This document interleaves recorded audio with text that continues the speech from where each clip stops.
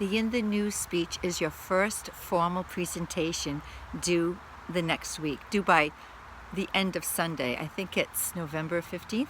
Could that be true? I hope I'm telling you the right day. But it's always week to week. We start on a Monday, end on a Sunday. And you do whatever in the folder.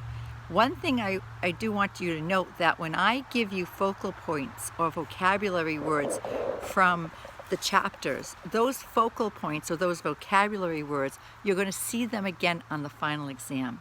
In fact, the final exam is a combination of the 13 chapters that you will be exposed to and expected to read and not memorize, but read, be familiar, and transfer your skills you already have. You have already had English 101, or you've had some equivalency that of high school.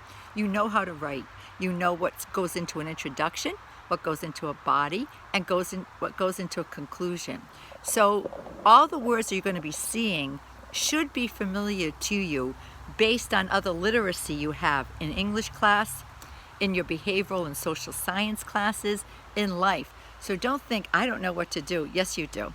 So those chapters actually are a review. They may be saying some of the terms or giving titles to these terms in a little different way through oral communication, but you do know. And just realize you know. You're just reinforcing what you know.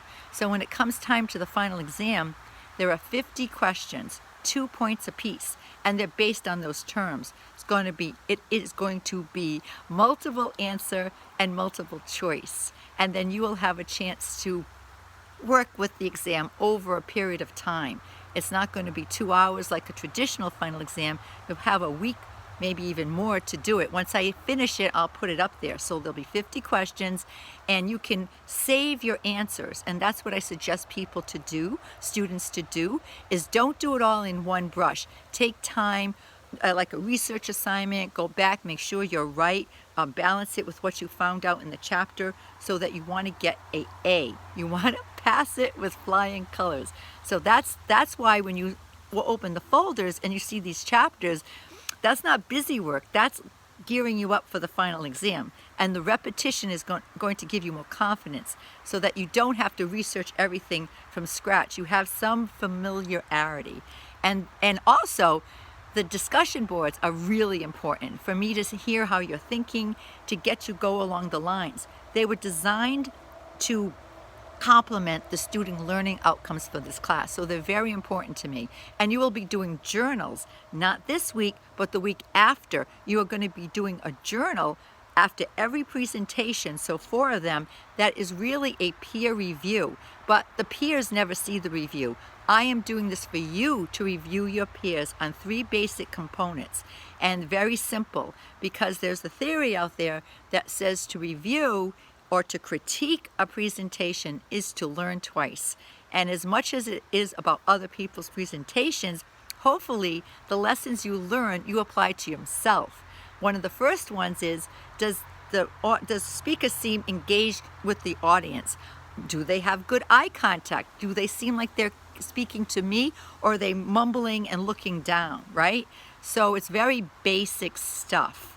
Okay, so that's what I want you to do, the folder. In the news, if you read the handout, and if you were to write that assignment, which I am not asking you to do, you could do an essay on that in a heartbeat. It would probably take you 2 hours. You'd go to a newspaper, or you'd go online, you'd look up CNN, you'd go to your Facebook feed and see if there's a news article that came your way. You'd listen to the radio, news, sports, politics. So much is going on now. We have President-elect Joe Biden, so there's going to be a lot of information out there about President Trump, the 45th President of the United States and the 46th President of the United States, Kamala Harris, breaking the glass ceiling. I've been wanting a female president since I was a little girl.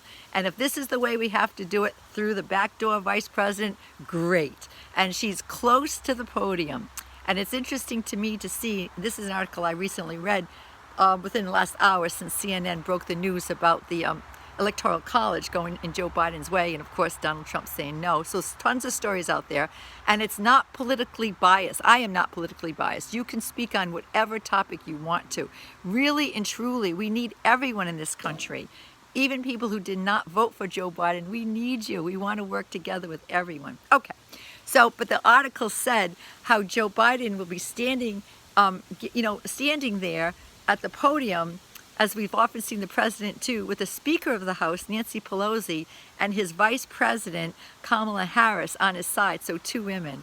Now, for the men out there, believe me, I love men, but I have been waiting for the day that women get equal opportunities and have a chance that usually American culture, systemic culture. We have systemic culture of racism. We have a systemic culture of male, of white privilege. This is systemic. We have to break that. We first have to identify that it exists. I am a white woman. I am the product of white privilege. I do not see myself as a white supremacist. I really don't. But have I had white privilege? Of course I have. So I've had blonde privilege. When I was younger, people always look at me, ooh, she's so cute. What does that got to do with anything? But anyway, my point is there's a lot of stories out there. So you find a story that is of interest to you. It does not have to be of interest to me. You don't have to do it about sports. You don't have to do it about politics. You don't have to do it about religion or the economy or the climate change or the racial divide. You don't have to do it about any of those things, but you're going to be seeing a lot of stories about that. But you can. One article. It was not meant to be a big research assignment. No, it's just one article to break the ice. And the very beginning of it, you're going to tell us your article and where you found your information. Could be from the internet somewhere, could be from the radio, television, magazines. It doesn't have to be a newspaper.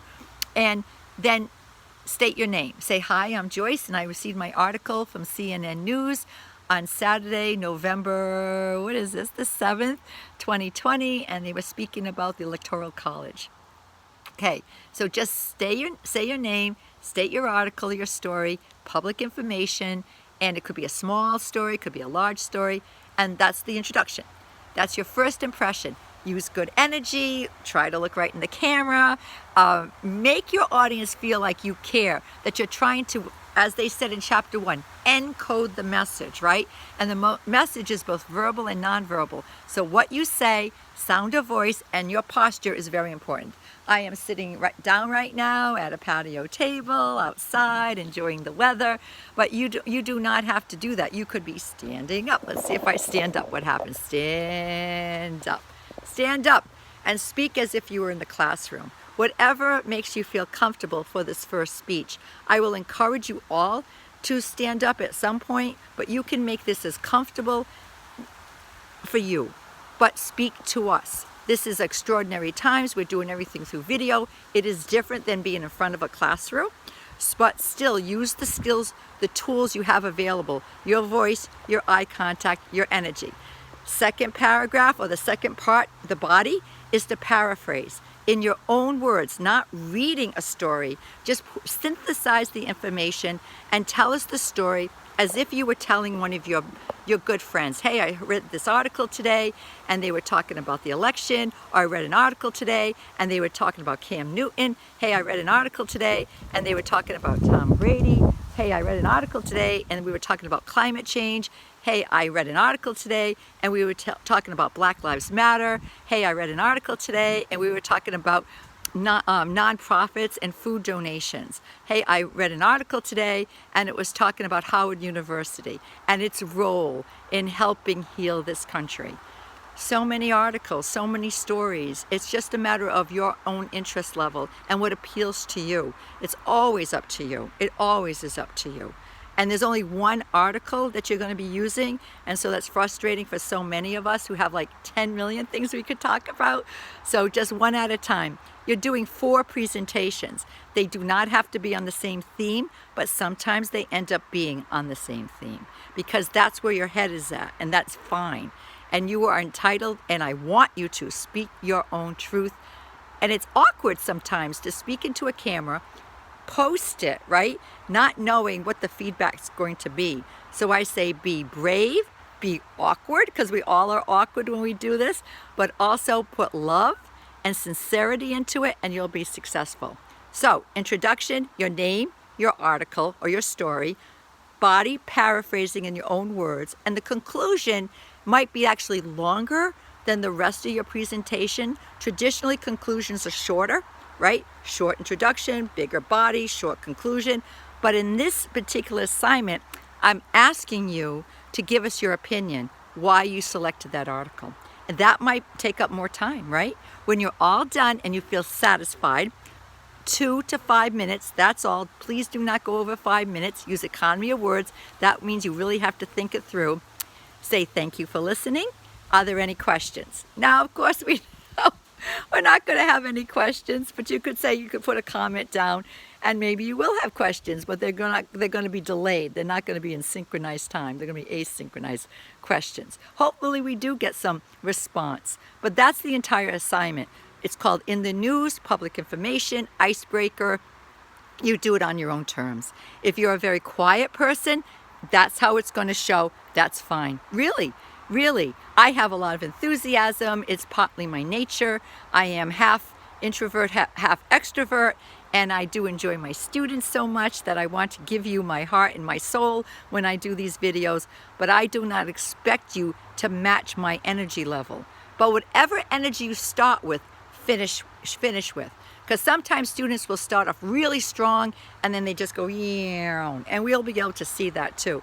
But none of these details, don't even think of them as imperfections. They're part of life. They're the variable that makes us human. Imperfection is part of public speaking. You are not expected to be perfect. You're expected to be as sincere and genuine and make an effort. It's due. And you post it on the voice thread that says post, right? 2 to 5 minutes, as long as it's legal and in good taste, is not hate speech, right? That's just not cool. We've heard enough of that with our President Trump. Say what you will about his politics and about his economics. What he did for me was he exhausted me. I'm just so tired of having a twittering president and his hate speech and his inciting anger and blaming others, and his support of white supremacist groups was deplorable.